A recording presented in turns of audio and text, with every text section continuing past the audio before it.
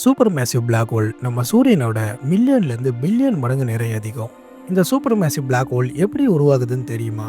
பிரபஞ்சம் உருவான காலகட்டத்தில் பிரம்மாண்டமான வாயுக்களால நிறைஞ்ச மேகக்கூட்டத்துக்கு இடையே ஏற்பட்ட ஒரு கொலாப்ஸ்னால அது நட்சத்திரங்களா மாறாம நேரடியா கருந்துளைகளா உருவாகுது.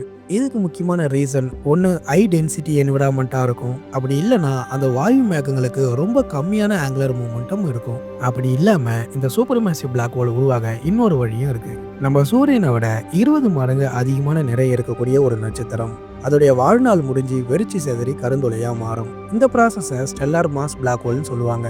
இப்படி உருவாக்கக்கூடிய கருந்துளைகள் ஒன்னோடு ஒன்று மெர்ஜாக சொல்ல அது சூப்பர் மேசிவ் பிளாக் ஹோலாக மாறுது. பெரும்பாலான கேலக்சியோட மையத்தில் ஒரு சூப்பர் மேசிவ் பிளாக் ஹோல் இருக்கும். நம்மளுடைய மில்கிவே கேலக்சியோட மையத்திலையும் ஒரு சூப்பர் மேசிவ் பிளாக் ஹோல் இருக்குது. அதோடைய பேர் சஜிடேரியஸ் ஏ ஆஸ்டரிஸ்க்.